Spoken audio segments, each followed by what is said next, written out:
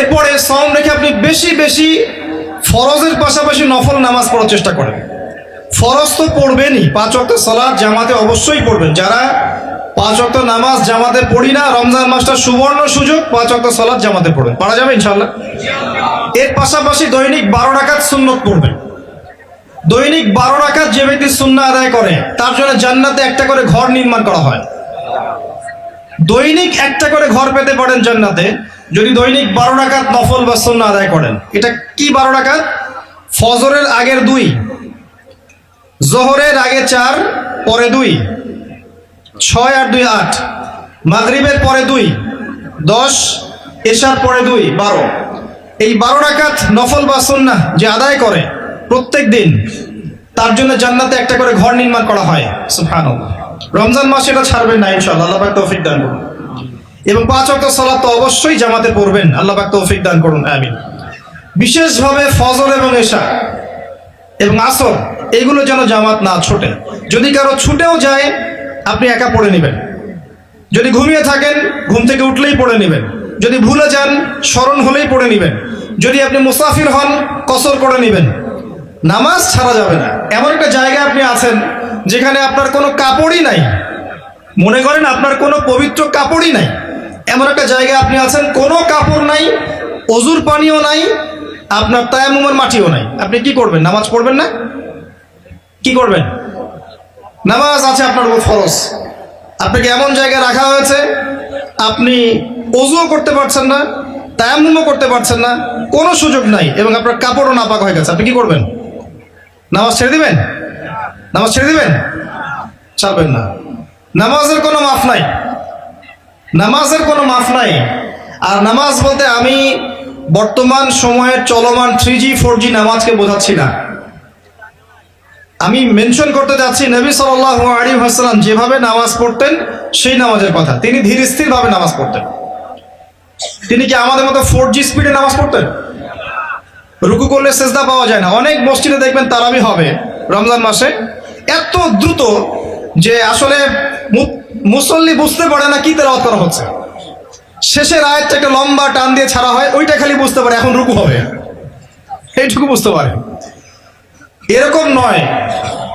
আপনি হারাম শরীফে দেখবেন, কাবা ঘরে দেখবেন, মসজিদ নববীতে দেখবেন, অন্যান্য যত মসজিদগুলো আছে আরব কন্টিনেন্টে, এখানে দেখবেন ধীর স্থির ভাবে তারাবির সালাত হয়, সুন্দর কেরাত হয়, লম্বা কেরাত, লম্বা রুকু, লম্বা সেজদা, এবং প্রশান্তির সাথে মানুষ সালাত আদায় করে। আমি এই সালাতকে বোঝাচ্ছি। রমাদান মাসে সালাতটাকে প্রশান্তির সাথে আদায় করেন, তাড়াহুড়া করবেন না। কারণ ওমা খালাকতুল জিন্না ওয়াল ইনসা ইল্লা লিয়াবুদুন, আমি জিন আর মানুষকে শুধু আমার ইবাদত করার জন্যই সৃষ্টি করেছি, অন্য কোনো কারণে আল্লাহ পাক সৃষ্টি করেন নাই। এর জন্যই তো পৃথিবীতে এসেছি নামাজ পড়তে। তো নামাজে এত তাড়াহুড়া কেন?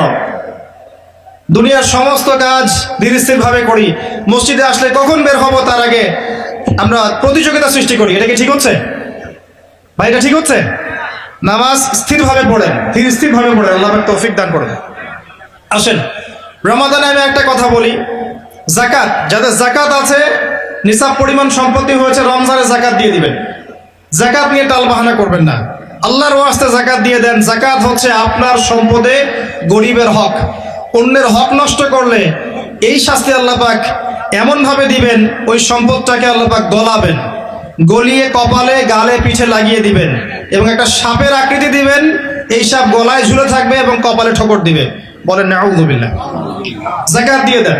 যাকাত ইসলামিক অর্থনীতির মূল ভিত্তি। যাকাত না থাকলে ইসলামিক ইকোনমিক টিকবে না। ইসলামিক ইকোনমিক্সের মূল বেইস হচ্ছে যাকাত এবং সাদাকা এবং বিজনেস, ব্যবসা। এগুলো নিয়ে পড়াশোনা করেন। আমি মাহফিলে এত ডিটেলস বলতে পারি না। আমি আগেও বলেছি, আমি ওয়াজ মাহফিলে আমি আমার জানা মতে 30-40% কথা বলতে পারি না, বাকি 60% পড়ে, 50% পড়ে। এগুলো বলার পরিবেশ এই মাহফিলগুলো নয়। ইনশাআল্লাহ আস্তে আস্তে যতটুকু জানি বলার চেষ্টা করব। ওয়ামা তাওফীকি ইল্লা বিল্লাহ আলাইহি তাওয়াক্কালতু ওয়া ইলাইহি উনীব। যাকাত ইসলামিক ইকোনমিক্সের বেস।